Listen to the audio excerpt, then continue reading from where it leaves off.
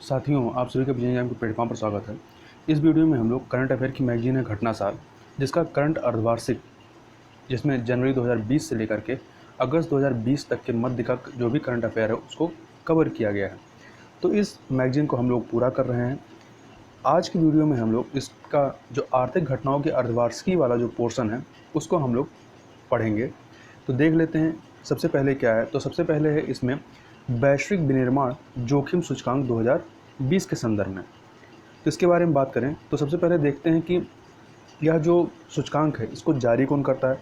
तो अमेरिका स्थित संपत्ति सलाहकार कुशमैन एंड बेकफील्ड द्वारा 16 जुलाई 2020 को दुनिया के 48 देशों, तो याद रखें कितने देशों की सूची है यह, 48 देशों की वैश्विक विनिर्माण जोखिम सूचकांक 2020, जिसको इंग्लिश में कह सकते हैं ग्लोबल मैन्युफैक्चरिंग रिस्क इंडेक्स 2020 जारी की गई है।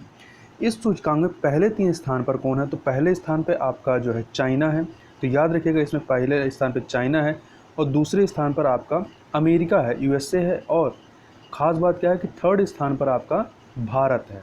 ठीक है, तो इस सूचकांक के बारे में याद रखिएगा। नाम क्या है, वैश्विक विनिर्माण जोखिम सूचकांक 2020। पहले नंबर पे चीन है, दूसरे पे अमेरिका और तीसरे पे भारत है। इस सूचकांक में यूरोप, अमेरिका और एशिया प्रशांत के 48 देशों के बीच वैश्विक विनिर्माण के लिए सबसे उपयुक्त स्थानों को रैंक प्रदान की गई है। इस सूचकांक में प्रत्येक देश का मूल्यांकन 4 प्रमुख क्षेत्रों, कौन कौन से, बाउंस, बैकबिलिटी, कंडीशन, कॉस्ट और रिस्क में किया गया है। यह जो आपका MRI अर्थात मैन्युफैक्चरिंग रिस्क इंडेक्स है, यह इसकी रिपोर्ट में वैश्विक विनिर्माण क्षेत्र पर कोविड-19 के प्रभाव का विश्लेषण और देशों के अपने विनिर्माण क्षेत्रों को फिर से शुरू करने की क्षमता को शामिल किया गया। रिपोर्ट में भारत एक स्थान का सुधार करते हुए शीर्ष 3 गंतव्यों में शामिल हो गया। मतलब पिछले वर्ष ये किस रैंक पे था, चौथी रैंक पे था। और यह लागत, प्रतिस्पर्धात्मकता व परिचालन परिस्थितियों के लिहाज से वैश्विक विनिर्माण गतिविधियों का उभरता हुआ केंद्र है। सूचकांक में भारत लागत के मामलों में चीन और वियतनाम के बाद तीसरे स्थान पर है। वहीं रिस्क के मामले में भारत की रैंकिंग 30वीं है। आगे चलते हैं, अगला है गूगल द्वारा भारत में 75,000 करोड़ के निवेश की घोषणा की गई है। तो 13 जुलाई 2020 को भारतीय मूल के गूगल के मुख्य CEO सुंदर पिचाई ने भारत में अगले 5 से 7 वर्षों में Google for India digitization fund के तहत 75,000 करोड़ की रुपए, लगभग $10 बिलियन के निवेश की घोषणा की है। तो यह अमाउंट याद रखिएगा, 75,000 करोड़ या 10 बिलियन।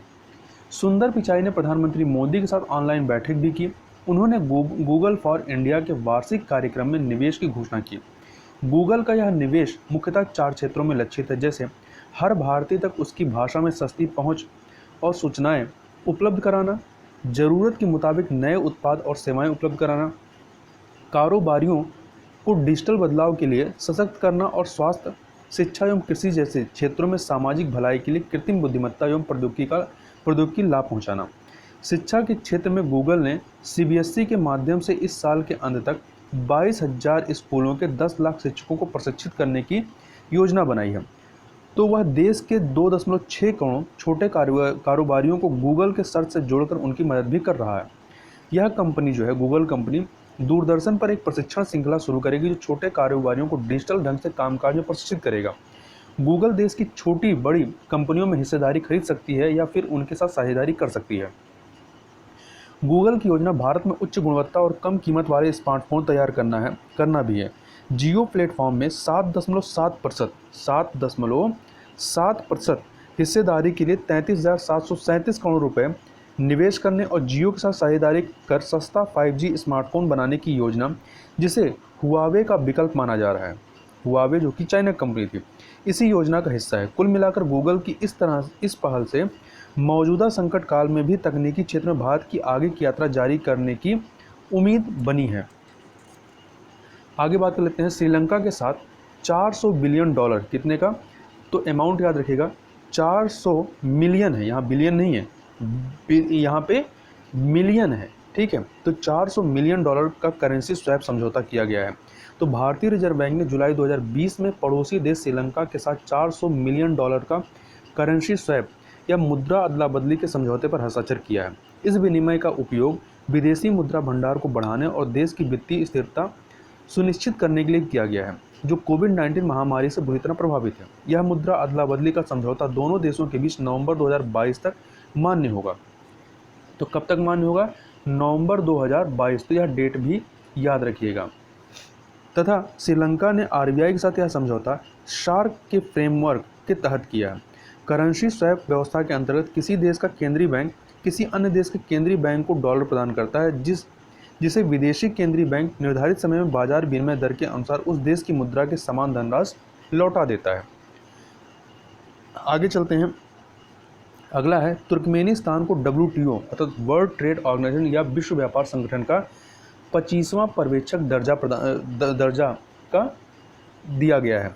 तो याद रखिएगा, पूछा जाए कि WTO का अभी हाल ही में किस देश को पर्यवेक्षक देश का दर्जा प्रदान किया गया है? तो तुर्कमेनिस्तान को। तो विश्व व्यापार संगठन के जनरल काउंसिल की 22 जुलाई 2020 को हुई बैठक में मध्य एशियाई देश तुर्कमेनिस्तान को पर्यवेक्षक या ऑब्जर्वर का दर्जा देने की घोषणा की गई है।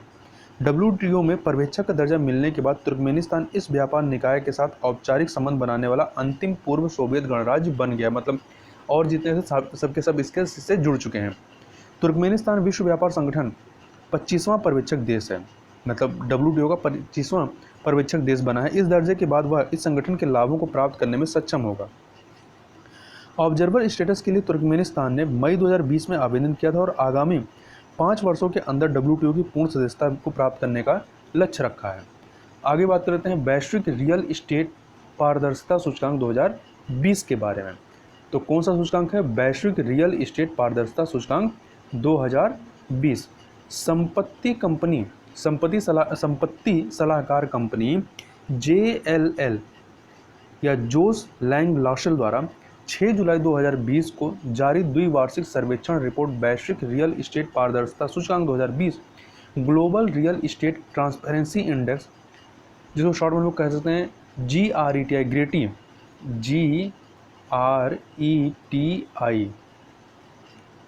में भारत का जो है 34वां स्थान है। कौन सा स्थान है? भारत का 34 नंबर का स्थान है, 34th स्थान है। तो याद रखिएगा, वैश्विक रियल इस्टेट पारदर्शिता सूचकांक 2020 भारत की रैंक क्या है? 34 है। भारत में रियल इस्टेट क्षेत्र में पारदर्शिता हेतु राष्ट्रीय IIT ढांचे का एक बड़ा योगदान रहा है। सर्वे में कहा गया है कि रियल इस्टेट क्षेत्र में नियामकीय सुधार, बेहतर बाजार आंकड़े और हरित पहलों के कारण भारत की रैंकिंग में सुधार हुआ है। 2018 में भारत जो है इस रैंकिंग में 35वें पे था, 16 में 36वें और 14 में 39वें। मतलब इस प्रकार से यह प्रत्येक 2 वर्ष में निकाली जाती है। इससे पहले 2018 में यह सूचकांक जारी किया गया था। तो 18 में कौन से स्थान पे था? 35वें पे था और इस बार 34वें पे है, मतलब 1 अंक का सुधार हुआ है। और उसके पहले देखें तो 2016 में 36 पे था, 2014 में 39वें पे था। तो इस प्रकार से लगातार जो है भारत सुधार कर रहा है। JLL इंडिया के अनुसार भारत में रियल इस्टेट इन्वेस्टमेंट ट्रस्ट ढांचे में सुधार जो है निवेशकों को आकर्षित करने में सफल रहा है। रेरा, बेनामी लेन देन निषेध अधिनियम, दिवालिया कानून, GST और भूमि से जुड़े रिकॉर्ड के डिजिटलीकरण से रियल्टी बाजार में पारदर्शिता बढ़ी है। GRETI यह जो इंडेक्स है आपका global real estate transparency index, यह अचल संपत्ति बाजार पारदर्शिता का एक अनूठा बेंचमार्क है और विदेशी बाजार में काम करने वाली कंपनियों के लिए एक आवश्यक मार्गदर्शिका है। इसमें 99 देशों और क्षेत्रों सहित 163 शहरों को कवर किया गया है। वैश्विक रियल इस्टेट पारदर्शिता में ब्रिटेन जहां शीर्ष पर है, वहीं अमेरिका दूसरे स्थान पर है, ऑस्ट्रेलिया तीसरे पे है, फ्रांस चौथे पे, कनाडा 5वें पे, न्यूजीलैंड 6ठे पे, नीदरलैंड 7वें पे, आयरलैंड 8वें पे, स्वीडन 9वें पे और जर्मनी 10वें पे। तो यहाँ पर पहले 3 याद रखिएगा, पहले पे ब्रिटेन है, दूसरे पे अमेरिका और तीसरे पे ऑस्ट्रेलिया। तथा इस सूचकांक में अन्य देशों में चीन जो है 32वें पे है, थाईलैंड 33वें पे है। तो इन सबको बहुत ज़्यादा याद रखने की ज़रूरत नहीं, बस चाइना का याद रखिएगा कि चाइना का 32 पे है और हम लोग 34वें पे, हमसे बेहतर स्थिति में है वो। ठीक है। तो भारत जो है सूचकांक में 2.69 स्कोर के साथ 34वें स्थान पर है तथा इन्वेस्टमेंट परफॉर्मेंस में स्कोर जो है 3.55। तो ये अलग अलग स्कोर याद रखने की कोई ज़रूरी नहीं है। सूचकांक में भारत के पड़ोसी देशों में श्रीलंका जो है वो 65वें पे है, पाकिस्तान 73वें पे है। वैश्विक रियल इस्टेट पारदर्शिता सूचकांक 2020 में लीबिया जो है 4.73 स्कोर के साथ अंतिमवें स्थान 99वें स्थान पर। तो इस सूची में 99 देशों शामिल किया गया है। पहले पे आपका जो ब्रिटेन है, दूसरे पे अमेरिका, तीसरे पे ऑस्ट्रेलिया है और भारत 34वें पे है। और चाइना जो है उससे 2 स्थान बेहतर है, 32वें पे है। जबकि श्रीलंका हो गया, पाकिस्तान हो गया, इनकी जो पोजीशन है भारत से ख़राब है। और वहीं लास्ट में 99वें पोजीशन पर कौन सा है? लीबिया है। ठीक है। इसके अलावा सूचकांक में शीर्ष 10 देशों को उच्च पारदर्शी तथा 11 से 33 स्थान वाले देशों को पारदर्शी क्षेत्रों में रखा गया है। तो इस प्रकार से भारत उच्च पारदर्शी और पारदर्शी वाले में नहीं आता है, क्योंकि भारत की रैंक कितनी है? 34वीं है। इस सूचकांक में डेटा उपलब्धता, इनकी प्रामाणिकता और सटीकता, सार्वजनिक एजेंसियों के साथ रियल्टी क्षेत्र के हित धारकों, लेन देन प्रक्रियाओं, नियामक और कानूनी माहौल सहित संबंधित लागत एवं विभिन्न कारकों का मूल्यांकन करते हुए पारदर्शिता का आकलन किया जाता है। यह सूचकांक जो है 210 संकेतकों पर आधारित है। आगे चलते हैं, आगे बात कर लेते हैं। भारत में कुपोषित लोगों की संख्या में कमी आई है, ऐसा एक संयुक्त राष्ट्र की एक रिपोर्ट आई है, उसमें यह चीज़ पता चली है। तो इसके बारे में देख लेते हैं। संयुक्त राष्ट्र द्वारा 13 जुलाई 2020 को जारी रिपोर्ट, इस रिपोर्ट का नाम क्या है? इस रिपोर्ट का नाम याद रखिएगा कि विश्व में खाद्य सुरक्षा एवं पोषण स्थिति। तो यह पूछा जा सकता है कि विश्व में खाद्य सुरक्षा एवं पोषण स्थिति नामक रिपोर्ट किसके द्वारा जारी की गई? तो संयुक्त राष्ट्र के द्वारा। तो शीर्षक वाली रिपोर्ट में भारत में पहले एक दशक में कुपोषित लोगों की संख्या में 6 करोड़ की कमी आने का, कितना? 6 करोड़ की कमी आने का संकेत है। इसमें यह भी कहा गया है कि बच्चों में बौनेपन की समस्या कम हो गई, लेकिन देश के वयस्कों में मोटापा बढ़ रहा है। भारत में कुपोषित लोगों की संख्या 2004-06 के 24.94 करोड़ से 2017-19 में 18.92 करोड़ हो गई, मतलब इसमें कमी आई है। प्रतिशत के हिसाब से देखें तो भारत की कुल आबादी में अल्प पोषण की व्यापकता 2004-06 में 21.7% से घट करके 2017-19 में कितना हो गया है? 14% हो गई है। वहीं 2019 में दुनिया भर में करीब 69 करोड़ लोग कुपोषित हैं। यह संख्या 2018 के मुकाबले 1 करोड़ ज़्यादा है। इस रिपोर्ट को संयुक्त राष्ट्र, तो भारत में कम हुई है और वहीं विश्व स्तर पर देखें तो 1 करोड़ जो है वो बढ़ी है। इस रिपोर्ट को संयुक्त राष्ट्र खाद्य एवं कृषि संगठन, अंतर्राष्ट्रीय कृषि विज्ञान कोष, संयुक्त राष्ट्र बाल कोष, संयुक्त राष्ट्र विश्व खाद्य कार्यक्रम और विश्व स्वास्थ्य संगठन की ओर से संयुक्त रूप से तैयार किया गया है। भारत में 5 साल से कम उम्र के बच्चों में बौनेपन की समस्या 2012 में 47.8% से घट करके 2019 में 34.7% हो गई है। तथा खून की कमी अर्थात एनीमिया से प्रभावित प्रजनन आयु वर्ग 15 से लेकर के 49 आयु वर्ग की महिलाओं की संख्या 2012 में 16.56 करोड़ से बढ़ करके यह जो है 2016 में 17.56 करोड़ हो गई। मतलब एनीमिया की जो बीमारी है महिलाओं में पाई जाती है वह बढ़ी है। तथा 0 से 6 माह के शिशु को जो पूरी तरह स्तनपान करते हैं उनकी संख्या 2012 के 1.12 करोड़ से बढ़ करके 2019 में 1.39 करोड़ हो गई। मतलब इसमें संख्या बढ़ी है। आगे चलते हैं, अगला है भारतीय rail double stack container train चलाने वाली पहली रेलवे के बारे में। ठीक है, भारतीय rail double stack container train चलाने वाली पहली रेलवे है। तो भारतीय रेलवे ने पहले उच्च वर्धित ओवरहेड इक्विपमेंट, जिसको शॉर्ट में हम लोग क्या कहते हैं? OHE कहते हैं। क्या कहते हैं? OHE। इसका पूरा नाम क्या है? ओवरहेड इक्विपमेंट लाइन पर पहली बार डबल स्टैक कंटेनर ट्रेन को चलाकर विश्व रिकॉर्ड बनाया है। भारतीय रेलवे के पश्चिमी रेलवे ने 10 जून 2020 को सफलतापूर्वक विद्युतीकृत क्षेत्र में डबल स्टैक कंटेनर ट्रेन चलाया। तो याद रखिएगा किस जोन ने? पश्चिमी रेलवे ने। इसके साथ भारतीय रेलवे OHI अर्थात ओवरहेड इक्विपमेंट क्षेत्र में उच्च पहुंच वाले पैनोग्राफ के साथ डबल स्टैक कंटेनर चलाने वाला पहला रेलवे बन गया है। यह दुनिया में अपनी तरह की पहली पहल है, इसलिए महत्वपूर्ण हो जाता है।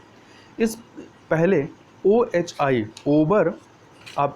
ओवरहेड इक्विपमेंट के जो तार की ऊंचाई है 7.57 मीटर है, जिसका 10 जून 2020 को गुजरात के पालनपुर और बोटाद स्टेशनों के बीच सफलतापूर्वक संचालन किया गया। तो याद रखिए कहाँ पर इसका संचालन किया गया था? गुजरात के पालनपुर और बोटाद स्टेशनों के बीच में। भारतीय रेलवे की इस उपलब्धि से एक नवीनतम हरित पहल के रूप में ग्रीन इंडिया के महत्वाकांक्षी मिशन को भी बढ़ावा मिलेगा। अब हम लोग बात कर लेते हैं राज्य खाद्य सुरक्षा सूचकांक 2019-20 के बारे में। तो भारतीय खाद्य सुरक्षा और मानक प्राधिकरण, या इंग्लिश में कहें तो food safety and standard authority of India FSSAI, ठीक है, इसने विश्व खाद्य सुरक्षा दिवस के अवसर पर, विश्व खाद्य सुरक्षा दिवस कब था? 7 जून को, तो विश्व खाद्य सुरक्षा दिवस के अवसर पर 7 जून 2020 को दूसरे राज्य खाद्य सुरक्षा सूचकांक 2019-20 को जारी किया। मतलब यह इस सूचकांक का दूसरा संस्करण है। इस अवसर पर FSSAI ने नागरिकों के लिए ईट राइट ड्यूरिंग कोविड-19 नामक एक हैंडबुक भी जारी की है। इसमें नियमित रूप से पालन की जाने वाली खाद्य सुरक्षा की आदतों को रेखांकित किया गया है और स्वास्थ्य तथा पोषण के बारे में सुझाव दिया गया। तो याद रखिएगा, राज्य खाद्य सुरक्षा सूचकांक किसके द्वारा जारी किया गया? तो FSSAI के द्वारा। तथा यह सूचकांक प्रत्येक वर्ष कड़े मूल्यांकन प्रक्रिया के द्वारा खाद्य सुरक्षा के 5 मानकों के आधार पर आंका जाता है, जो इस प्रकार हैं। 5 मानक कौन से? पहला है मानक संसाधन और संस्थागत डेटा, दूसरा है अनुपालन, तीसरा है खाद्य प्रशिक्षण की सुविधा, चौथा है प्रशिक्षण और पांचवा है उपभोक्ता सशक्तिकरण एवं क्षमता निर्माण। इस सूचकांक में शामिल राज्यों को 3 श्रेणियों, बड़े राज्य, छोटे राज्य और केंद्र शासित प्रदेशों में बांटा गया है। तो सबसे पहले हम लोग शीर्ष 3 रैंकिंग वाले जो बड़े राज्य हैं उनको देख लेते हैं कि बड़े राज्यों में शीर्ष 3 रैंकिंग किसकी मिली है। तो बड़े राज्यों में पहले नंबर पे आपका गुजरात है राज्य खाद्य सुरक्षा सूचकांक में, दूसरे पे आपका तमिलनाडु है और तीसरे पे महाराष्ट्र। तो तीनों नाम याद रखिएगा, गुजरात, तमिलनाडु, महाराष्ट्र है। वहीं शीर्ष 3 छोटे राज्यों को देखें तो इसमें जो है आपका गोवा नंबर 1 पर है, दूसरे पर आपका मणिपुर है और तीसरे पे आपका मेघालय है। तो 2 आपके नॉर्थ ईस्ट के हैं और एक आपका साउथ साइड का है। तो याद रखिएगा, शीर्ष 3 छोटे राज्य कौन से हैं? गोवा है, मणिपुर है, मेघालय है। वहीं केंद्र शासित प्रदेशों में बात करें तो नंबर 1 पे आपका चंडीगढ़ आता है, दूसरे पे दिल्ली आता है और तीसरे पे अंडमान निकोबार द्वीप समूह आता है, अंडमान द्वीप समूह आता है। तो ये आपके जो 9 नाम हैं, 9 जो राज्य या कह सकते हैं केंद्र शासित प्रदेश हैं, ये महत्वपूर्ण हैं, इनके नाम याद रखिएगा। एक बार और देख लेते हैं तो शीर्ष 3 रैंकिंग वाले बड़े राज्य कौन से हैं? तो बड़े राज्यों में पहले नंबर पर गुजरात है, फिर दूसरे पे तमिलनाडु है, तीसरे पे महाराष्ट्र है। वहीं छोटे राज्यों में देखें तो पहले पे गोवा है, फिर मणिपुर है और फिर तीसरे पे मेघालय है। वहीं केंद्र शासित प्रदेशों में देखें तो पहले पे चंडीगढ़ है, दूसरे पे दिल्ली है और फिर तीसरे पे आपका अंडमान द्वीप समूह है। आगे चलते हैं, अगला है आपका वर्ष 2019-20 में बागवानी उपजों के दूसरे अग्रिम अनुमान के बारे में। और यहाँ पे इससे पहले जो राज्य खाद्य सुरक्षा सूचकांक, इसके बारे में याद रखिएगा, यह इसका दूसरा संस्करण था। अब बात करते हैं वर्ष 2019-20 में बागवानी उपजों के दूसरे अग्रिम अनुमान की। तो बागवानी फसलों अर्थात हॉर्टिकल्चर क्रॉप्स के अधीन कुल क्षेत्र तथा कुल बागवानी उत्पादन के दूसरे अग्रिम अनुमान कृषि एवं कृषक कल्याण मंत्रालय द्वारा 2 जून 2020 को जारी किए गए। ऐसे पहले अग्रिम अनुमान कृषि मंत्रालय द्वारा 27 जनवरी 2020 को जारी किए गए थे। दूसरे अग्रिम अनुमानों के अनुसार 2019-20 में कुल बागवानी उत्पादन जो है वो 320.48 मिलियन टन के रिकॉर्ड स्तर पर रहा है, जो पूर्व वर्ष अर्थात 2018-19 में कितना था? 310.74 मिलियन टन था। बागवानी उत्पादों में फलों, सब्जियों, मसालों और फूलों आदि का उत्पादन शामिल किया जाता है। कृषि मंत्रालय के नवीनतम आंकड़ों के अनुसार 2018-19 की तुलना में 2019-20 में देश में सब्जियों, फलों तथा फूलों के उत्पादन में जहां वृद्धि हुई, वहीं बागवानी फसलों व मसालों का उत्पादन घटा है। तो याद रखिए, घटा किसमें है? बागवानी फसलों व मसालों का उत्पादन। 2020 के पहले अग्रिम आकलन में 2019-20 में बागवानी उत्पादन 313.35 मिलियन टन अनुमानित किया गया था। इस प्रकार बागवानी उत्पादन में 3.13% की वृद्धि 2019-20 में दर्ज की गई है।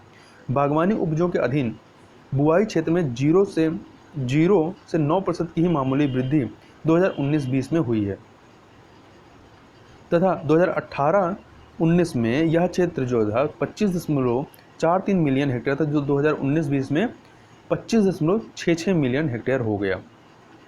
तथा भारत में बागवानी फसलों के अधीन क्षेत्र या उत्पादन की बात करें तो 2018-19 में कितना था? 25.43 और 2019-20 में कितना हो गया? 25.66। तो कितने की वृद्धि हुई है? 0.6% की। ठीक है, 0.6% की ये वृद्धि हुई है क्षेत्रफल में, मतलब जिस क्षेत्र में इनको उगाया जा रहा था। वहीं उत्पादन में कितना हुआ है? तो पहले 2018-19 में 310.74 मिलियन टन का उत्पादन हुआ था, वहीं 2019-20 में कितना अनुमानित है? 320.48 मिलियन टन उत्पादन का अनुमान है। तो इस प्रकार से 3.13% की बढ़ोतरी दर्ज की गई है। अब दूसरे अग्रिम अनुमान की कुछ बातें देखें तो वर्ष 2019-20 के दौरान देश में बागवानी फसलों का कुल उत्पादन 320.48 मिलियन टन होने का अनुमान है, जो पूर्व वर्ष से 3.13% अधिक है। 2019-20 के दौरान देश में फलों का कुल उत्पादन 99.07 मिलियन टन होने का अनुमान है। ठीक है, तथा सब्जियों का उत्पादन वर्ष 2019-20 में लगभग 191.77 मिलियन टन अनुमानित है। इसी प्रकार से 2019-20 के दौरान देश में प्याज का अनुमानित उत्पादन 26.74 मिलियन टन है, जो कि पिछले वर्ष के 22.82 मिलियन टन उत्पादन से की तुलना में 17.2% अधिक है। वहीं देश में 2019-20 के दौरान देश में आलू का उत्पादन 50.19 मिलियन टन से बढ़कर 51.30 मिलियन टन हो गया है, जो कि पिछले वर्ष की तुलना में 2.2% की बढ़ोतरी है। इसी प्रकार से आपका टमाटर का है, तो टमाटर का 2019-20 के दौरान उत्पादन 20.57 मिलियन टन होने का अनुमान है और फूलों का उत्पादन 2019-20 के दौरान 3.1 मिलियन टन होने का अनुमान है। इसी प्रकार से सुगंधित एवं औषधीय जड़ी बूटियों का उत्पादन जो है 2018-19-20 के दौरान 0.8 मिलियन टन था, जबकि 2019-20 में भी यह लगभग उतना ही अनुमानित है, 0.8 मिलियन टन। इसी प्रकार 2019-20 के दौरान बागवानी फसलों का उत्पादन लगभग 16.24 मिलियन टन होने का अनुमान, जो कि पूर्व वर्ष 2018-19 में प्राप्त किए गए 16.35 मिलियन टन उत्पादन की तुलना में कम है। तो आपका बागवानी फसलों में उत्पादन घटा है। वहीं 2019-20 के दौरान मसालों की फसलों का उत्पादन जो है लगभग 9.42 मिलियन टन होने का अनुमान, जो कि पूर्व वर्ष 2018-19 के 9.43 मिलियन टन उत्पादन की तुलना में कुछ कम है। तो इस प्रकार से बागवानी फसलों और मसाला फसलों के उत्पादन में आपकी कह सकते हैं घटोत्तरी दिखाई दी गई है। अब बात कर लेते हैं 2019-20 में केंद्र सरकार का राजकोषीय घाटे के बारे में। ये CAG रिपोर्ट में बताया गया है। तो पिछले वित्तीय वर्ष 2019-20 में केंद्र सरकार का राजकोषीय घाटा, जिसको इंग्लिश में कहते हैं फिस्कल डेफिसिट, सकल घरेलू उत्पाद अर्थात GDP के 3.3% रहने तक सीमित रखने का लक्ष्य जो है बजट में निर्धारित किया गया। तो यह 3.3 याद रखिएगा, यह 3.3 जो है आपकी BO की परीक्षा में पूछा गया है। तो कितने तक सीमित रखने का, तो फिस्कल डेफिसिट को 3.3% तक सीमित रखने का लक्ष्य निर्धारित किया गया था। राजस्व संग्रह लक्ष्य से कम रहने के कारण यह GDP का 3.8% रहने का संशोधित अनुमान जो है फरवरी 2020 में 2020-21 के बजट में था। तो 2020-21 के बजट में कितना लक्ष्य निर्धारित किया गया, 3.8 निर्धारित किया गया है। तथा 2019-20 में राजस्व घाटा रेवेन्यू डेफिसिट जो है GDP का 3.27% जो है, प्रभावी राजस्व घाटा GDP का 2.4% रहने का संशोधन अनुमान 2020-21 के बजट में लगाया गया है। तो याद रखिएगा आप इसको कि यदि राजकोषीय घाटा कहेगा तो जो बजट में बताया गया है 2020-21 का जो बजट आया है, इसमें 3.8% रखा गया संशोधित करके। पहले 3.3 रखा गया था, उसको संशोधित किया गया 3.8। और वहीं राजस्व घाटा जो है वो 2.4 पहले रखा गया था, ठीक है, उसको संशोधित करके कितना किया गया, 3.27 किया गया।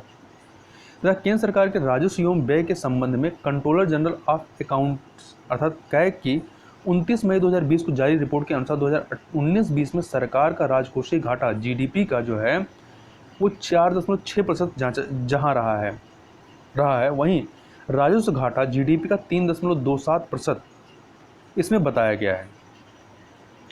अब बात कर लेते हैं, मूडीज ने भारत की क्रेडिट रेटिंग घटाई है, तो इसके बारे में बात कर लेते हैं। तो लगातार निम्न आर्थिक वृद्धि व बिगड़ती हुई वित्तीय स्थिति के चलते अंतर्राष्ट्रीय क्रेडिट रेटिंग एजेंसी मूडीज ने भारत की सॉवरेन रेटिंग को Baa2 क्या कर दिया है, सॉवरेन रेटिंग को Baa आपका 2 से घटा करके इसको Baa3 कर दिया है, ठीक है। तो Baa2 था, उसको Baa3 कर दिया है, 1 जून 2020 को कर दिया है, जो कि इन्वेस्टमेंट ग्रेड में सबसे निचली ग्रेडिंग है। मतलब इसके नीचे जाएंगे तो हम जंक में आ जाएंगे। मतलब ये होगा कि जो निवेशक होंगे उनको ये मना कहा जाएगा कि आप यहाँ पर निवेश करेंगे तो आपका निवेश फंस सकता है। इसके अलावा मूडीज की 1 जून 2020 की विज्ञप्ति के अनुसार भारत की विदेशी मुद्रा व स्थानीय मुद्रा में अंकित दीर्घकालिक इशूज व प्रतिभूतियों की रेटिंग को Baa-2 से घटाकर जहाँ पे Baa3 किया गया है, वहीं अल्पकालीन स्थानीय मुद्रा रेटिंग को P2 से घटा करके P3 कर दिया गया है। क्रेडिट रेटिंग में यह कटौती जो है कोरोना महामारी कारण नहीं बल्कि पहले से गिरती हुई वृद्धि दर के परिणाम स्वरूप की गई। तो याद रखिएगा, यह कोरोना महामारी की वजह से नहीं घटाई गई है, बल्कि पहले से जो आपकी गिरती हुई वृद्धि दर रही उसके परिणाम स्वरूप हुआ है। जनवरी मार्च 2020 में केवल 3.1% की वृद्धि दर, जो पिछले 8 वर्षों में किसी भी तिमाही में न्यूनतम वृद्धि दर है, को देखते हुए देश की अर्थव्यवस्था एवं वित्तीय प्रणाली को गहरे दबाव में मूडीज की रिपोर्ट में बताया गया है। क्रेडिट रेटिंग घटने से भारत को विदेशों में ऋण प्राप्त करने में दिक्कतें बढ़ेंगी तथा विदेशी निवेश पर भी प्रतिकूल प्रभाव पड़ सकता है। मूडीज ने इससे पूर्व 13 वर्ष के अंतराल के पश्चात नवंबर 2017 में भारत की क्रेडिट रेटिंग में एक पायदान का सुधार करते हुए Baa3 से घटा करके उसे बढ़ा करके Baa2 किया था। इसके साथ ही रेटिंग के संबंध में आउटलुक को भी सकारात्मक से सुधार पर स्थिर स्टेबल किया था। मूडीज ने उस समय किया था, जिसे बाद में नवंबर 2019 में ऋणात्मक इसने कर दिया था। मतलब मूडीज ने इसे बाद में नेगेटिव करते हैं। जून 2020 में भारत की सॉवरेन क्रेडिट रेटिंग को जहां Baa2 से गिराकर Baa3 मूडीज ने किया, वहीं इसके लिए आउटलुक को ऋणात्मक पर ही बनाए रखा है। आगे बात करते हैं अंतर्राष्ट्रीय मुद्रा कोष की जो है वर्ल्ड इकोनॉमिक आउटलुक रिपोर्ट 2020 के संदर्भ में। तो यहाँ पर याद रखिएगा, ये पूछा जाए कि वर्ल्ड इकोनॉमिक आउटलुक रिपोर्ट जो है वो किसके द्वारा जारी किया जाता है, तो यह अंतर्राष्ट्रीय मुद्रा कोष IMF के द्वारा जारी किया जाता है। वैश्विक अर्थव्यवस्थाओं के निष्पादन एवं संभावनाओं के संबंध में अंतर्राष्ट्रीय मुद्रा कोष की जून 2020 की वर्ल्ड इकोनॉमिक आउटलुक रिपोर्ट जो है 24 जून 2020 को जारी की गई है। विश्व बैंक की जून 2020 की ग्लोबल इकोनॉमिक प्रॉस्पेक्ट रिपोर्ट की तर्ज पर इस रिपोर्ट में भी वैश्विक अर्थव्यवस्था पर कोरोना संक्रमण की मार की बात कही गई है, जिसके चलते 2020 के लिए वृद्धि के पूर्वानुमानों में दूसरी कटौती इसने की है। तो यहाँ पे एक महत्वपूर्ण चीज़ याद रखिएगा कि 2 रिपोर्ट है, ठीक है। एक आपकी है वर्ल्ड इकोनॉमिक आउटलुक रिपोर्ट है, तो आउटलुक रिपोर्ट है, इसको तो अंतर्राष्ट्रीय मुद्रा कोष IMF जारी करती है। यदि आप बात करें ग्लोबल इकोनॉमिक प्रॉस्पेक्ट रिपोर्ट की, तो यदि प्रॉस्पेक्ट है आपके इंडेक्स में तो वो वर्ल्ड बैंक के द्वारा जारी किया जाता है, यदि आउटलुक लिखा हुआ है तो वो IMF के द्वारा जारी किया जाता है। इस चीज़ को याद रखिएगा। वर्ष 2020 में वैश्विक वृद्धि दर 3.3% रहने का पूर्वानुमान IMF ने जनवरी 2020 की अपनी रिपोर्ट में व्यक्त किया था, जो अब 4.9% की अनुमानित है। वर्ष 2021 में वैश्विक वृद्धि 5.4% रहने का पूर्वानुमान IMF की रिपोर्ट में व्यक्त किया गया है। 2020 में विश्व की अधिकांश अर्थव्यवस्थाओं में वृद्धि अंतर्राष्ट्रीय मुद्रा कोष ने अपनी जून 2020 की नवीनतम रिपोर्ट में प्रस्तुत किया है। वित्तीय वर्ष 2020-21 में भारत में GDP में वृद्धि 5.8% रहने का अनुमान IMF ने जनवरी 2020 में व्यक्त किया था, जो ताज़ा रिपोर्ट में 4.5% ही अनुमानित की गई, मतलब अब घट गई है। पहले इसने जो है जनवरी में 5.8% बताया था कि भारत की GDP जो है इस दर से बढ़ सकती है, 5.8 की वृद्धि दर, जबकि अब क्या कर दिया है, इसको घटाकर 4.5% कर दिया गया है। भारत के GDP में इस भारी गिरावट के चलते उभरते बाजारों में विकासशील अर्थव्यवस्थाओं में GDP में 3% की गिरावट अर्थात ऋणात्मक वृद्धि अनुमानित की गई है, जबकि इसका पूर्वानुमान जनवरी 2020 में 4.4% वृद्धि का था। तो अब यहाँ गिरावट हो रही है। एडवांस इकोनॉमीज में 2020 में वृद्धि का पूर्वानुमान 1.6% का था तथा कम आय वाले विकासशील देशों में वृद्धि का पूर्वानुमान 5.1% का जनवरी 2020 में IMF ने व्यक्त किया था। इन श्रेणियों में 2020 में GDP में क्रमशः 8% व 1% की ऋणात्मक वृद्धियां ही ताज़ा रिपोर्ट में अनुमानित की गई हैं।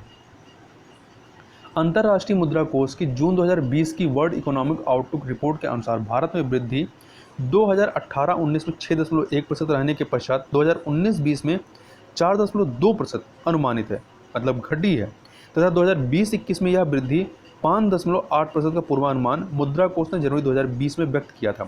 कोरोना संक्रमण के चलते 2020 में GDP में 4.5% सिकुड़न अर्थात ऋणात्मक वृद्धि का अनुमान कोष की जून 2020 की रिपोर्ट में लगाया गया। मतलब पहले ज़्यादा था, पहले जो है कितना था, 5.8% अनुमान था, अब इसको 4.5% कर दिया गया है। मुद्रा कोष की जून 2020 की इस रिपोर्ट के अनुसार वैश्विक व्यापार में भी भारी मंदी बीते वर्ष 2019 में दर्ज की गई थी। इसमें बताया गया कि 2018 में वस्तुओं व सेवाओं के वैश्विक व्यापार में वृद्धि 3.8% रही थी, जो 2019 में 0.9% ही अनुमानित है। कोरोना संक्रमण के चलते 2020 में वैश्विक व्यापार में 11.9% की गिरावट का पूर्वानुमान जो है कोष की अर्थात IMF की जून 2020 की रिपोर्ट में व्यक्त किया गया है। आगे चलते हैं। अगला है रिलायंस दुनिया की 48वीं मूल्यवान कंपनी बनी है। अरबपति कारोबारी मुकेश अंबानी की रिलायंस इंडस्ट्रीज का बाजार मूल्यांकन 13 लाख करोड़ रुपए के पार पहुंचने के साथ ही वह दुनिया की 48वीं सबसे मूल्यवान कंपनी बन गई। रिलायंस इंडस्ट्रीज जो है कच्चा तेल, रिफाइनरी, पेट्रो रसायन, खुरदुरा और दूरसंचार क्षेत्र में काम करने वाली देश की प्रमुख कंपनी है। शेयर बाजार के आंकड़ों के हिसाब से दुनिया भर में बाजार मूल्यांकन के हिसाब से रिलायंस 48वीं सबसे मूल्यवान कंपनी है। इस श्रेणी में 1700 अरब डॉलर के बाजार पंजीकरण के साथ सऊदी अरामको दुनिया की सबसे मूल्यवान कंपनी है। इसके बाद क्रमशः एप्पल, माइक्रोसॉफ्ट, अमेजन और अल्फाबेट गूगल का स्थान है।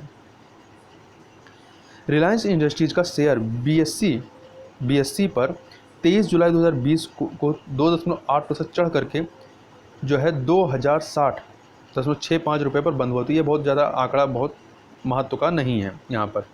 तो कंपनी ने हाल ही में जारी राइट इशू और अन्य शेयरों में अलग अलग कारोबार हुआ है। कंपनी का कुल बाजार मूल्यांकन जो है 13.5 लाख करोड़ रुपए या 181 अरब डॉलर से अधिक रहा है।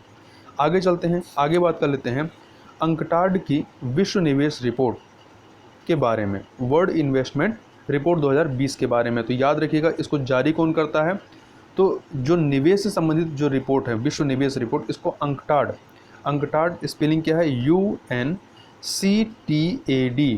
जिसका पूरा नाम है United nation conference of trade and development. तो इसके रिपोर्ट को हम देख लेते हैं।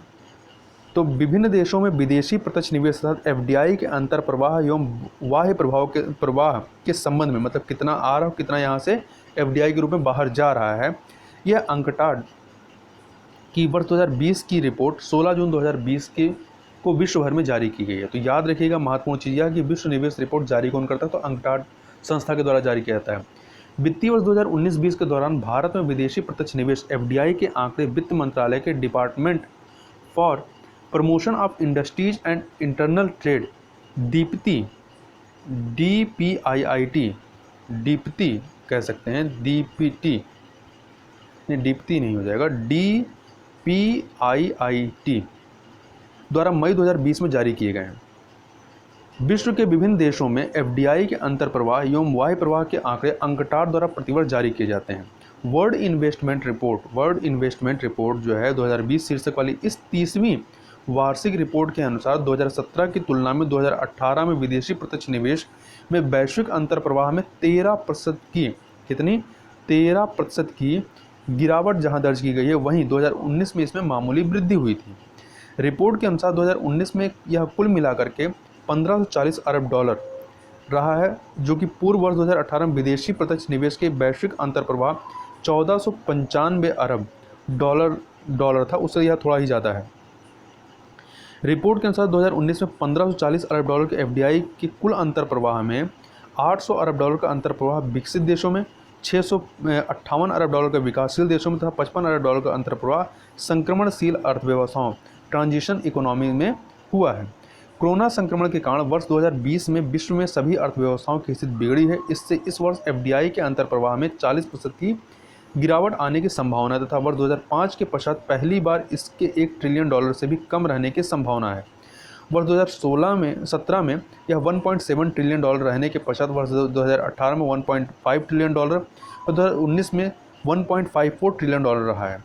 अंकटाड की इस ताज़ा रिपोर्ट के अनुसार भारत में 2019 में FDI का अंतर प्रवाह 51 अरब डॉलर का रहा, जो 2018 में प्राप्त किए गए 42 अरब डॉलर की तुलना में 21% अधिक है। रिपोर्ट के अनुसार FDI के अंतर प्रवाह के मामले में भारत का स्थान 2019 में कितना रहा है, 9वां रहा है। किस पोजीशन पे, 9वां रहा है, जो एक वर्ष पूर्व अर्थात 2018 में कितना था, 12वां था। तो 19 में जो है 9वें पहुंच गया, जो कि आपका 2018 में 12वें पोजीशन पर था। वर्ष 2020 की वर्ल्ड इन्वेस्टमेंट रिपोर्ट के अनुसार 2019 में विदेशी प्रत्यक्ष निवेश FDI का सर्वाधिक 246 अरब डॉलर का अंतर प्रवाह अमेरिका में रहा, जबकि चीन व सिंगापुर इस मामले में दूसरे स्थान पर हैं। तो अमेरिका नंबर 1 पर है FDI प्राप्त करने में, जबकि चीन और सिंगापुर दूसरे नंबर पे हैं। ठीक है, नहीं, चीन दूसरे पे है, सिंगापुर तीसरे पे है। तो शुरुआत के 3 की बात करें तो पहले पे अमेरिका है, दूसरे पे चाइना है, तीसरे पे सिंगापुर है। जबकि भारत किस स्थान पर, भारत 9वें पोजीशन पर है। तो एक बार थोड़ा सा 10 तक देख लेते हैं कौन से हैं। अमेरिका पहले पे है, चीन दूसरे पे, सिंगापुर तीसरे पे है, नीदरलैंड चौथे पे है, आयरलैंड 5वें पे है, ब्राज़ील 6ठे पे, हांगकांग 7वें पे, यूनाइटेड किंगडम 8वें पे और भारत 9वें पे, और भारत से पीछे कौन सा है, कनाडा है। ठीक है, तो यह आपकी है। अंकटाड की इस रिपोर्ट के अनुसार 2019 में विदेशी प्रत्यक्ष निवेश के बाह्य प्रवाह आउटफ्लो के मामले में शीर्ष स्थान जो है, मतलब जहां से एफडीआई मतलब निवेश जा रहा है, तो जापान का रहा है। तो जहां से $227 अरब का बाह्य प्रवाह 2019 में हुआ है, मतलब यहां से निवेशकों ने निवेश किया है।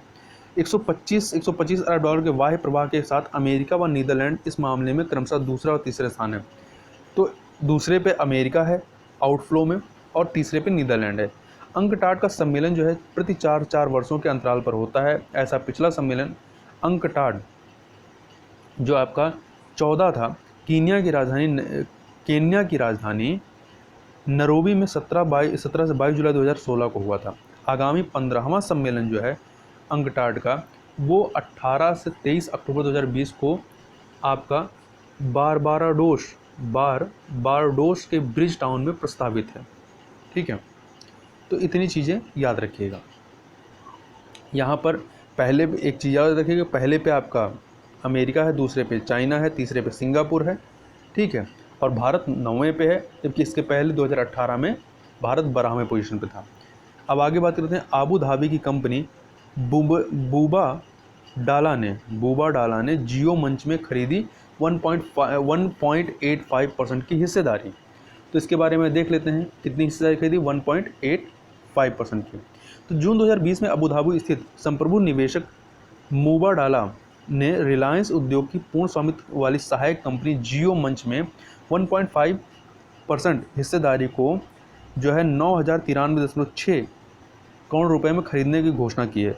मूबाडाला का निवेश जियो मंच में 4.91 लाख करोड़ रुपए के इक्विटी मूल्य और 5.15 लाख करोड़ रुपए के उद्यम मूल्य पर आता है।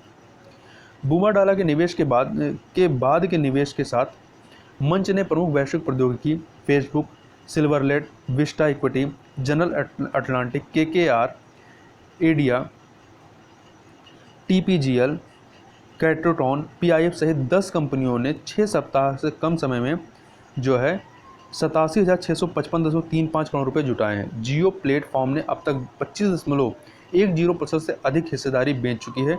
तब 22 अप्रैल को फेसबुक ने सबसे पहले इस मंच के 9.99% हिस्सेदारी खरीदी थी। जियो मंच भारत में उच्च गुणवत्ता और सस्ती डिजिटल सेवाएं प्रदान करने पर केंद्रित एक अगली पीढ़ी का प्रौद्योगिकी मंच है, जिसके 388 मिलियन से अधिक ग्राहक हैं। मूबाडाला जो है आबू धाबी निवेश प्राधिकरण के बाद आबू धाबी में दूसरा सबसे बड़ा राज्य निवेशक है। तो यह कारण बहुत ज़्यादा महत्वपूर्ण ये वाला नहीं लग रहा है। आगे देखते हैं। विश्व आर्थिक मंच की शीर्ष 100 तकनीकी कंपनियों की सूची में 2 भारतीय कंपनियां शामिल हुई हैं। तो इसके बारे में बात करते हैं। तो 16 जून 2020 को विश्व आर्थिक मंच अर्थात वर्ल्ड इकोनॉमिक फोरम WEF द्वारा जारी 100 तकनीकी कंपनियों में भारत की 2 कंपनियों को शीर्ष तकनीकी फर्म की सूची में शामिल किया गया है। उन्नत तकनीक पर आधारित दुनिया भर की 100 कंपनियों की सूची में भारत की जस्ट मनी और स्ट्रीट लैंप्स को शामिल किया गया। तो भारत की 2 कंपनियां इसमें शामिल हैं। कौन सी? एक जस्ट मनी है और दूसरी स्ट्रीट लैब्स है। तो आपके वर्ल्ड इकोनॉमिक फोरम ने कहा है कि जस्ट मनी भारत में कर्ज सुविधा ऐसे लोगों तक पहुंचाती है जो पारंपरिक तरीके से बैंकों तक पहुंच नहीं बना पाते हैं। वहीं स्ट्रीट लैब्स जो है ये डेयरी उत्पादों को फार्म से सीधे उपभोक्ताओं तक पहुंचाने में मदद करती है। जस्ट मनी ने कृत्रिम बुद्धिमत्ता आर्टिफिशियल इंटेलिजेंस आधारित उधार मंच का प्रयोग कर वित्तीय सेवा उद्योग में बदलाव लाने हेतु किया है। यह एक ऐसा मंच है जो उपभोक्ताओं का समर्थन करने के लिए मोबाइल तकनीक और डिजिटल बैंकिंग का उपयोग करता है और आसान शर्तों वाली EMI सुविधा प्रदान करता है। स्ट्रीट लैब्स बंगलुरु स्थित अपनी तरह की ऐसी पहली फर्म है जो खेत से उपभोक्ता तक दुग्धालय की आपूर्ति श्रृंखला को डिजिटल बनाने के लिए कार्य कर रहा है। आगे चलते हैं। अगला है, रेलवे ने पहली पार्सल ट्रेन बांग्लादेश भेजी है। तो याद रखिएगा कहाँ भेजी गई है? बांग्लादेश भेजी गई है। तो भारतीय रेलवे ने पहली बार देश की सीमा से परे बांग्लादेश के बेनापोल में, कहाँ पर? बेनापोल के लिए आंध्र प्रदेश के गट्टूर जिले के रेड्डी पलेम से सूखी मिर्च की एक विशेष मालगाड़ी भेजी है। तो याद रखिएगा, यह मालगाड़ी भेजी कहाँ से गई है? तो आंध्र प्रदेश के गुंटूर जिले के रेड्डी पलेम से सूखी मिर्च की एक विशेष मालगाड़ी भेजी गई है। और कहाँ पे? बांग्लादेश के बेनापोल में।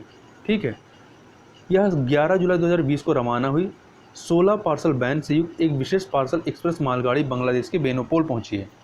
भारतीय रेलवे द्वारा दी गई जानकारी के अनुसार प्रत्येक पार्सल वैन को सूखी मिर्च की 466 बोरियों से भरा गया था, जिसका वजन लगभग 19.99 टन था।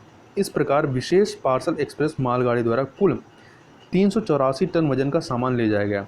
विशेष पार्सल एक्सप्रेस द्वारा माल ले जाने की लागत प्रति टन 4,608 रुपये आई, जो सड़क परिवहन के 7,000 रुपये प्रति टन की तुलना में बहुत सस्ती और काफ़ी किफ़ायती है। आंध्र प्रदेश में गुंटूर और उसके सीमावर्ती इलाके जो हैं ये मिर्च की खेती के लिए काफ़ी प्रसिद्ध हैं। यहाँ की मिर्च अपने बेहतरीन स्वाद और ब्रांड के लिए प्रसिद्ध है। आगे चलते हैं, आगे बात कर लेते हैं क्रय शक्ति समतुल्यता अर्थात पीपीपी के आधार पर भारत की जीडीपी के संदर्भ में। पीपीपी के आधार पर भारत की जीडीपी देखना है तो 23 जून 2020 को सांख्यिकी एवं कार्यक्रम कार्यान्वयन मंत्रालय ने विश्व बैंक की रिपोर्ट के आधार पर भारतीय अर्थव्यवस्था की वैश्विक स्थिति को प्रस्तुत किया है। रिपोर्ट के अनुसार क्रय शक्ति क्षमता पीपीपी के आधार पर भारत की अर्थव्यवस्था विश्व के तीसरे स्थान पर, किस स्थान पर? थर्ड स्थान पर है। पहले और दूसरे पे कौन है? तो पहले पे आपका चाइना है। याद रखिएगा, पहले पे चाइना है, अमेरिका नहीं है। दूसरे पे अमेरिका है। तो पहले पे चाइना, दूसरे पे अमेरिका, तीसरे पे भारत है। यह निष्कर्ष अंतर्राष्ट्रीय तुलनात्मक कार्यक्रम के अंतर्गत संदर्भ वर्ष 2017 के लिए वर्ल्ड बैंक के नए पीपी का भाग है। अंतर्राष्ट्रीय तुलनात्मक कार्यक्रम आईसीपी में 2017 में वैश्विक रूप से 176 अर्थव्यवस्थाओं को शामिल किया गया तथा अगली आईसीपी अंतर्राष्ट्रीय तुलनात्मक कार्यक्रम तुलना संदर्भ वर्ष 2021 के लिए की जाएगी। वर्ष 2017 में वैश्विक सकल घरेलू उत्पाद के कुल 1,19,547 बिलियन डॉलर में भारत की जीडीपी का योगदान 6.7% का है, जबकि चीन का इस मामले में 16.4 और अमेरिका का 16.3% रहा है। इस रिपोर्ट में भारत के बाद जापान, जर्मनी और रूसी संघ का स्थान रहा है। ठीक है, तो तीसरे पे आपका कौन सा है? भारत है, चौथे पे जापान है, पांचवें पे जर्मनी और छठे पे आपका रूस है। इतनी चीज़ें हमने यहाँ पर देखी। आगे देख लेते हैं नमामि गंगे कार्यक्रम को विश्व बैंक, वर्ल्ड बैंक का 400 मिलियन, कितना?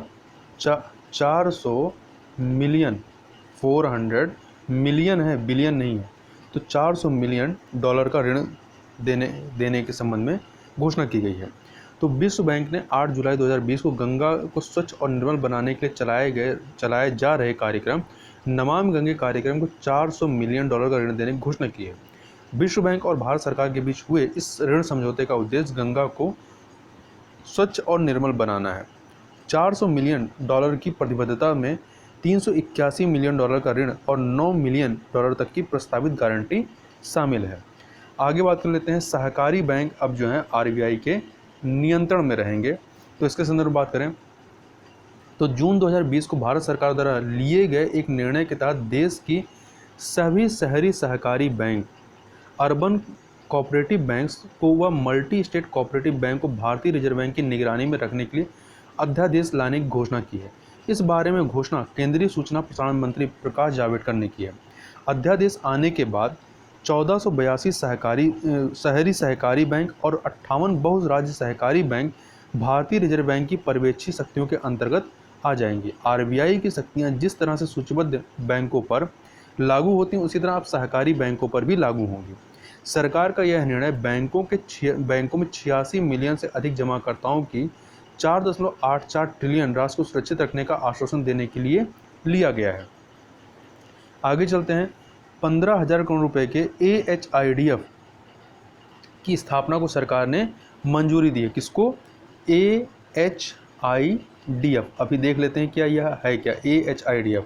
तो प्रधानमंत्री नरेंद्र मोदी की अध्यक्षता में जून 2020 को हुई केंद्रीय मंत्रिमंडल की बैठक में पशुपालन बुनियादी ढांचा विकास फंड, ठीक है, यही है आपका AHIDF। इंग्लिश में क्या है? Animal husbandry infrastructure development fund. तो तो इसका फुल फॉर्म याद रखिएगा, animal husbandry infrastructure development fund AHIDF की स्थापना को मंजूरी प्रदान की है।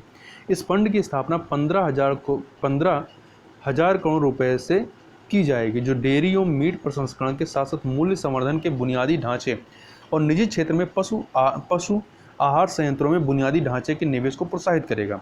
इस फंड से योग्य लाभार्थी किसान उत्पादक संगठनों, FPO, MSME, सेक्शन 8 कंपनियां, निजी कंपनियां और निजी उद्यमी होंगे। योजना के अंतर्गत लाभार्थी को 10% की मार्जिन राशि का योगदान करना होगा, जबकि शेष 90% की राशि अनुसूचित बैंक द्वारा कर्ज के रूप में उपलब्ध कराया जाएगा। ठीक है, तथा भारत सरकार योग्य अभ्यर्थी को ब्याज पर 3% की आर्थिक सहायता उपलब्ध कराएगी। इसके अलावा इस फंड के तहत मूल कर्ज के लिए 2 वर्ष की अधिस्थगन अवधि के लिए कर्ज दिया जाएगा और कर्ज की पुनर्भुगतान अवधि 6 वर्ष होगी। तो इतनी चीज़ें याद रखिएगा। अगला है आत्मनिर्भर भारत के लिए 20 लाख करोड़ का जो आर्थिक पैकेज की घोषणा प्रधानमंत्री के द्वारा की गई थी, उसके बारे में बात कर लेते हैं। कितने की? 20 लाख करोड़ का आर्थिक पैकेज। तो कोविड-19 संक्रमण के कारण लॉकडाउन के परिणाम स्वरूप ध्वस्त हुई अर्थव्यवस्था को वापस पटरी पर लाने के लिए प्रधानमंत्री ने लैंड, लेबर, लिक्विडिटी और लॉ पर जोर देते हुए 20 लाख करोड़ रुपए के आर्थिक पैकेज, जिसे आत्मनिर्भर भारत अभियान नाम भी दिया गया है, की घोषणा की। लॉकडाउन का पहला चरण शुरू होने के 36 घंटे के भीतर 26 मार्च को घोषित रुपए 193 लाख करोड़ के पहले आर्थिक पैकेज में उन लोगों पर विशेष ध्यान दिया गया था जिन्हें राहत की तत्काल आवश्यकता थी। इसके अंतर्गत 1.7 लाख करोड़ के प्रधानमंत्री गरीब कल्याण पैकेज, जिसमें अगले 3 महीनों के लिए गरीबों को 10 किलोग्राम अनाज, जिसमें गेहूं चावल है, वह 1-1 किलो दाल प्रदान कर 80 करोड़ लोगों को लाभान्वित करने का लक्ष्य था। किसानों, मनरेगा से जुड़े परिवारों, विधवाओं, दिव्यांगों व जनधन से जुड़ी महिलाओं के बैंक खातों में DBT द्वारा सहायता राशि का अंतरण करने तथा उज्ज्वला योजना के अंतर्गत आने वाले परिवारों को 3 माह तक मुफ्त में सिलेंडर, 8 करोड़ से अधिक BPL परिवारों को लाभान्वित करने का लक्ष्य रखा गया है, प्रदान करने की घोषणा की गई। EPFO के तहत आने वाले 15,000 रुपये प्रति माह से कम वेतन पाने वाले कर्मियों, कर्मचारी व नियोक्ताओं को राहत तथा स्वास्थ्य कर्मियों व पैरामेडिकल स्टाफ के लिए 50-50 लाख का स्वास्थ्य बीमा कराने की घोषणाएं इसमें शामिल थी। तथा इस पैकेज की जो कुल वित्तीय भार की बात करें तो 22 मार्च 2020 के पश्चात दी गई राहतें हैं, उनमें आपका क्या है, 7,800 करोड़।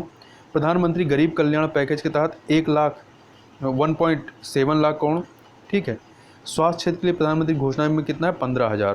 तो इस प्रकार से 1.92 मतलब कह सकते हैं लमसम 193 लाख करोड़ का यह हो जाता है आपका, या कह सकते हैं 1.93 लाख करोड़। तो 20 लाख करोड़ के आर्थिक पैकेज, जो कि GDP का लगभग 10% है, की घोषणा प्रधानमंत्री श्री मोदी ने दूसरे चरण में 12 मई 2020 को की।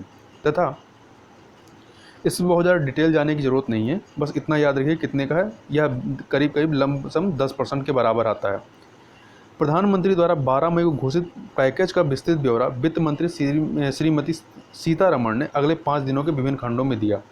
अब इसको थोड़ा सा और देख लेते हैं। तो आत्मनिर्भर भारत अभियान पैकेज 2 की बात करें तो इसमें प्रवासियों के अगले महीने तक निःशुल्क अनाज की आपूर्ति, प्रवासी लाभार्थियों के लिए मार्च 2021 तक देश के किसी भी कोने से सार्वजनिक वितरण प्रणाली का उपयोग कर उचित मूल्य की दुकान से राशन लेने की व्यवस्था, एक देश एक राशन कार्ड, प्रवासी श्रमिकों और शहरी गरीबों के लिए सस्ते किराए के आवास परिसरों की योजना शुरू की जाएगी। शिशु मुद्रा ऋण लेने वालों को 12 महीने के लिए 2% ब्याज की छूट 15,000 करोड़ रुपए की राहत दी गई।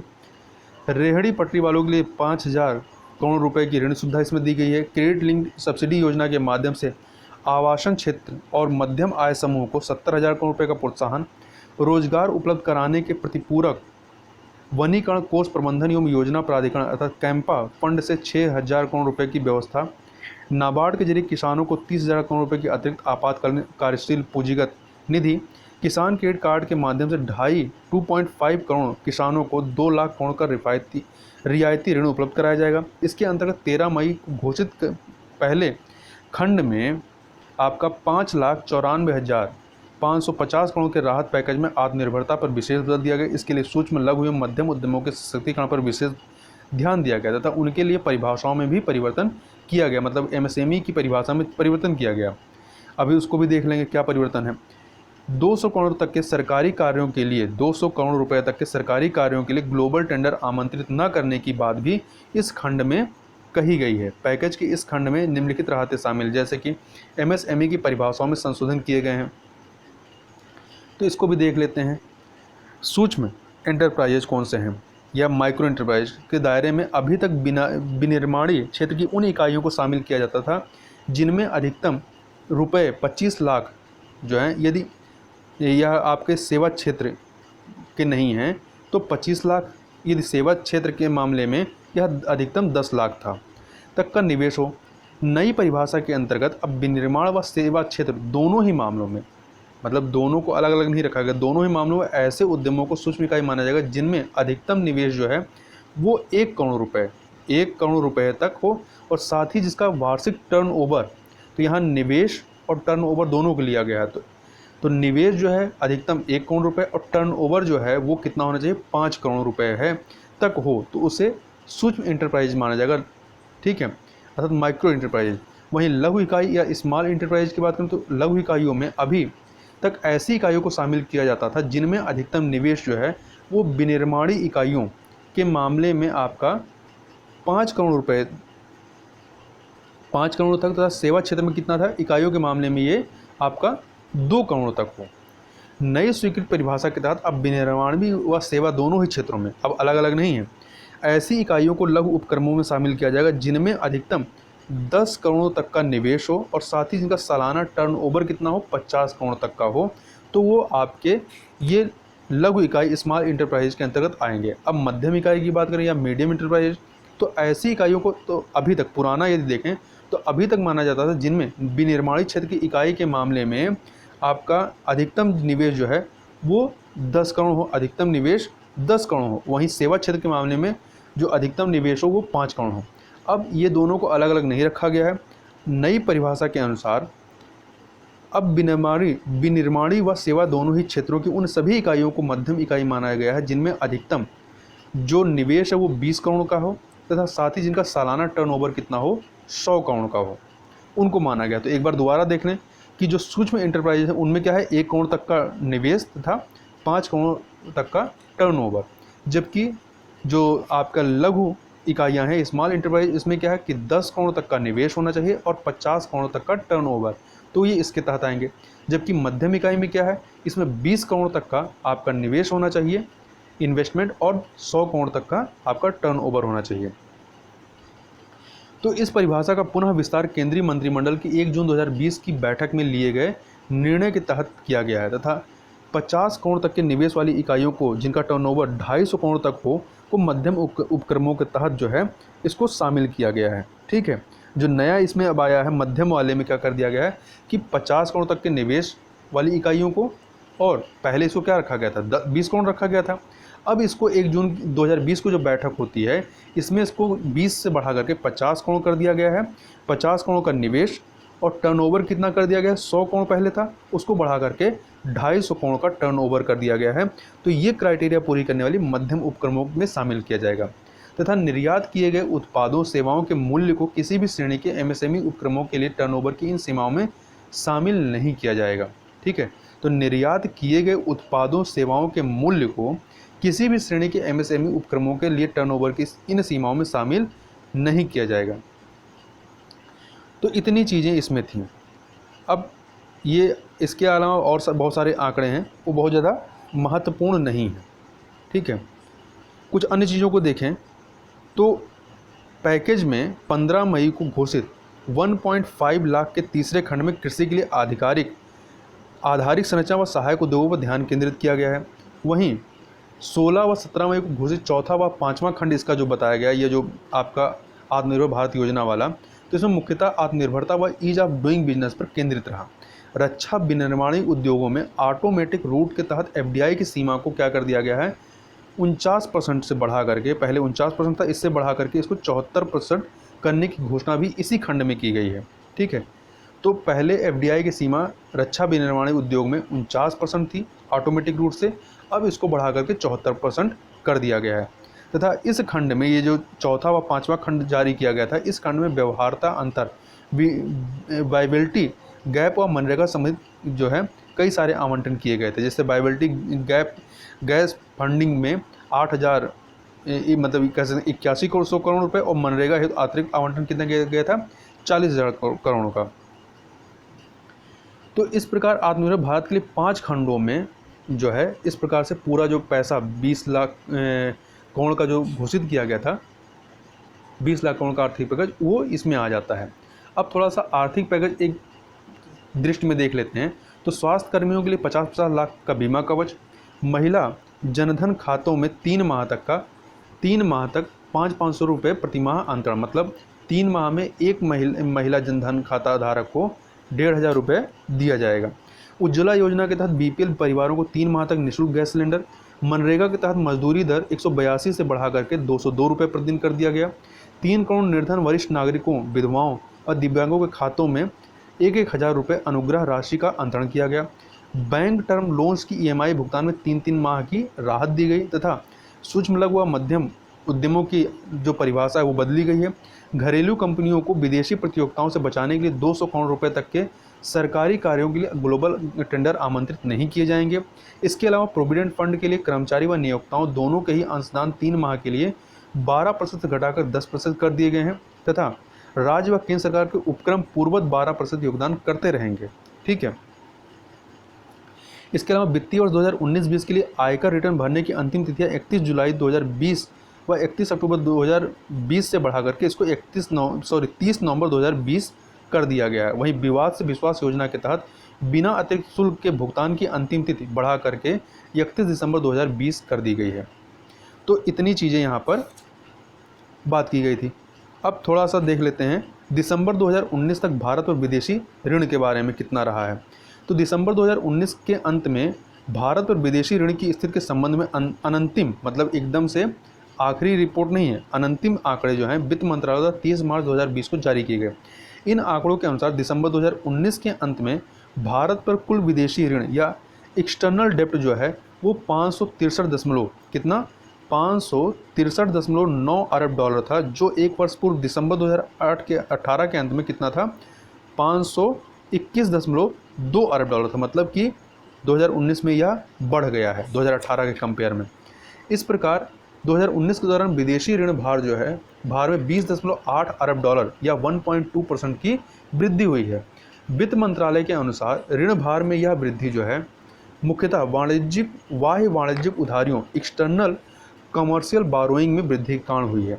मंत्रालय के इन आंकड़ों के अनुसार दिसंबर 2019 के अंत में कुल 563.9 अरब डॉलर के विदेशी ऋण में अल्पकालिक ऋण जो है वो कितना है 106.8 अरब डॉलर, कुल विदेशी ऋण का 18.9% है, जबकि शेष जो है 563.9 अरब डॉलर, मतलब इसका 563.9 अरब डॉलर का जो शेष है 106.8 को हटाने के बाद 81.1%, ये जो है ऋण जो ऋण है 81.1%, ये दीर्घकालिक था। संरचना की दृष्टि से दिसंबर 2019 के अंत में कुल विदेशी ऋण में सर्वाधिक 39.7% भाग विदेशी वाणिज्यिक उधारियों का था। दूसरे व तीसरे स्थान पर एनआरआई जमाओं 23.6% और तीसरे स्थान पर अल्पकालिक व्यापार ऋण 18.2% का स्थान रहा है।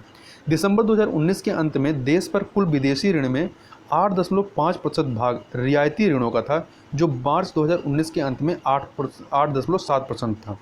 वित्त मंत्रालय के इन आंकड़ों के अनुसार दिसंबर 2019 के अंत में 563.9 अरब डॉलर के कुल विदेशी ऋण में सर्वाधिक 51.6% भाग डॉलर मूल्य में था। कुल ऋण में रुपये में व्यक्त ऋण का भाग जो है 34.5%, जापानी येन में 5.3%, एसडीआर में 4.5% व यूरो ऋण का भाग 3.2% का था। मतलब इतने परसेंट इन मुद्राओं में हमें चुकाने हैं। दिसंबर 2019 के अंत में देश में आरक्षित विदेशी मुद्रा कोष कुल विदेशी ऋण का 81.1% थे, जो मार्च 2019 के अंत में 76% था तथा दिसंबर 2019 के अंत में देश में ऋण सेवा अनुपात डेप्ट सर्विस रेशियो निर्यात प्राप्तियों के रूप में विदेशी ऋण एवं ब्याज के भुगतान का प्रतिशत यह होता है। यह डेप्ट सर्विस रेशियो क्या है? या निर्यात प्राप्तियों के रूप में विदेशी ऋण एवं ब्याज के भुगतान का परसेंट होता है। तो यह ऋण सेवा अनुपात 6.4% था। इस मामले में यही स्थिति मार्च 2019 के अंत में भी थी।